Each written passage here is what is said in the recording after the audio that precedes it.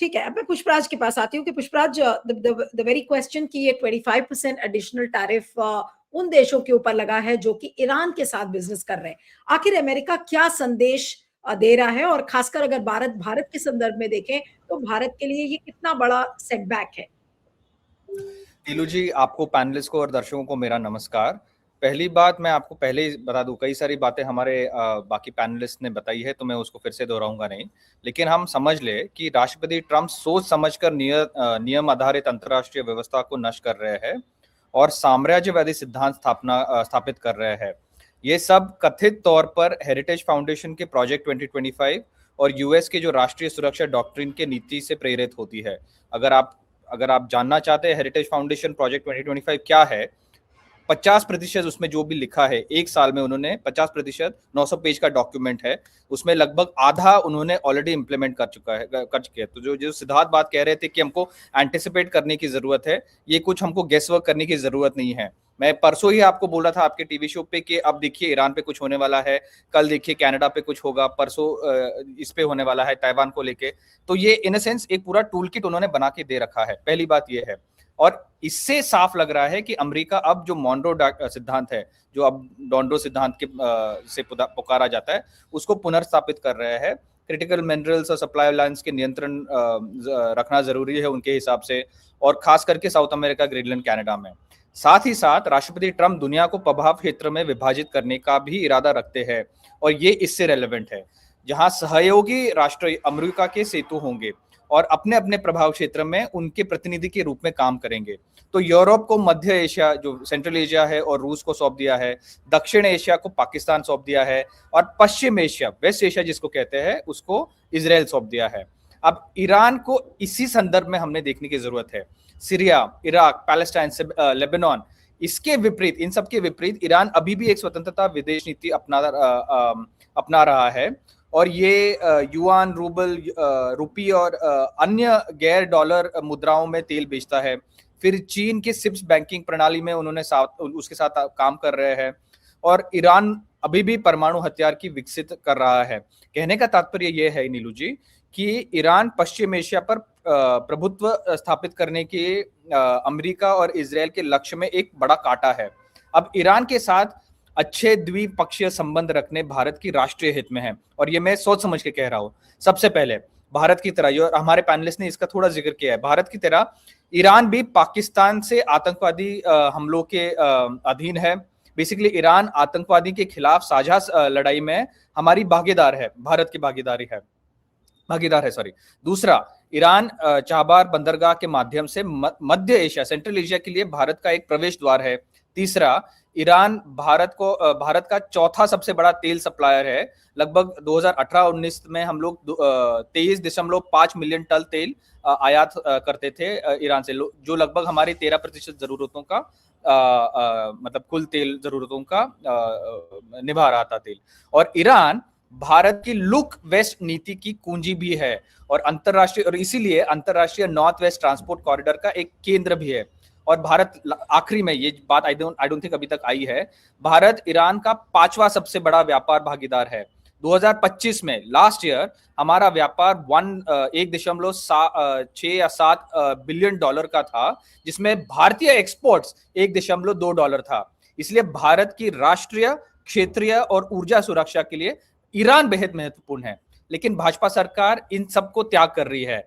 भाजपा ने ईरान से तेल आयात बंद कर दिया अमेरिका के दबाव में, जो बहुत सस्ता था, और जैसे मीनू जी कह रही थी, अब हम लोग तेल खरीदे वेनेजुएला से, वो भी दुगने तिगने दामों पर, और इसका बेनिफिट हमको, कंज्यूमर को नहीं जा रहा है। इसलिए तेल के दाम अगर बढ़ रहे हैं तो मोदी जी को पूछिए कि ईरान से क्यों तेल बंद कर दिया।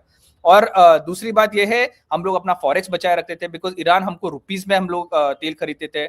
फिर भाजपा के जो अंधभक्त है, आज भी अंधभक्त है, ईरान के शाह की वापसी की मांग कर रहे हैं।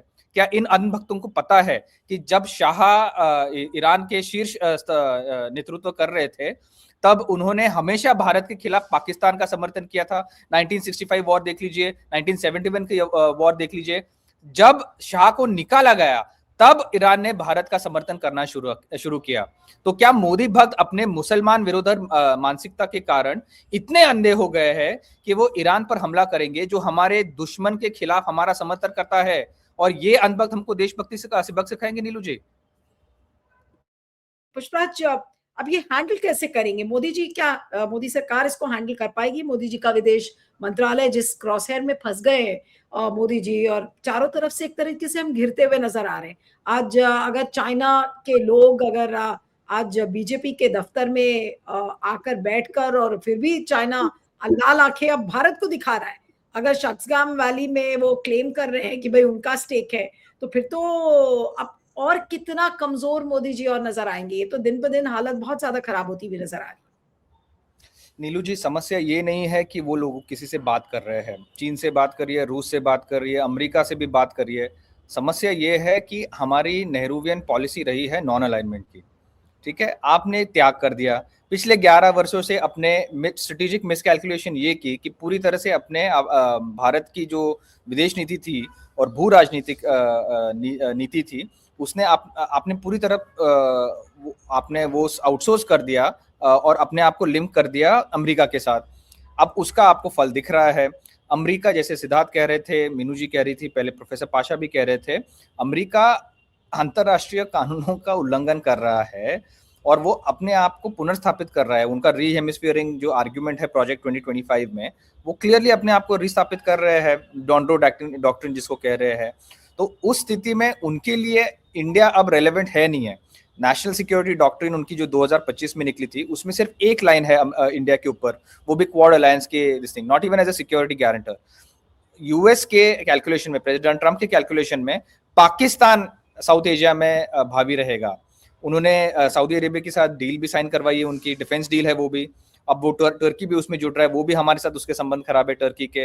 फिर उसके साथ साथ उन्होंने आईएमएफ से बड़ा लोन दिया पाकिस्तान को।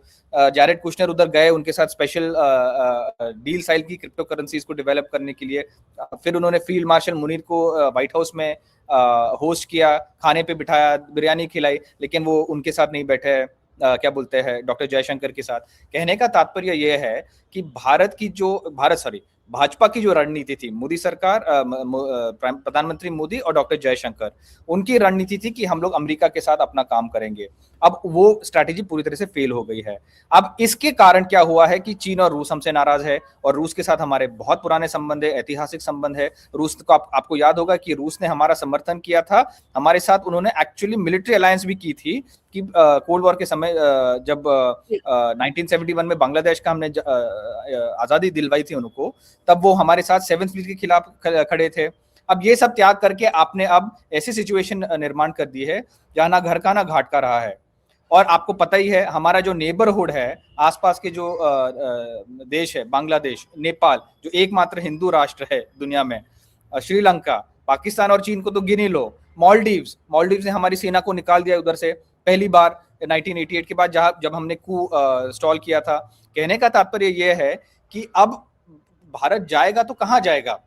अब आपको जाना पड़ रहा है चीन के पास कि देखो प्लीज हमें माफ कर दो, हमें बॉर्डर पे जो करना है, आपने हमारी जमीन कब्जा कर ली है, वो ठीक है, कब्जा कर लो, लेकिन आप हमें थोड़ा बेनिफिट दे दो, हमको वाहवाकार कर दो, हमें कुछ आपके साथ बैठ के थोड़ा चाय कॉफी पीनी है, चाय पे चर्चा करनी है। तो ऐसे तो रणनीति नहीं हो सकती ना, आपकी विदेश नीति ऐसे नहीं चल सकती है। बिल्कुल।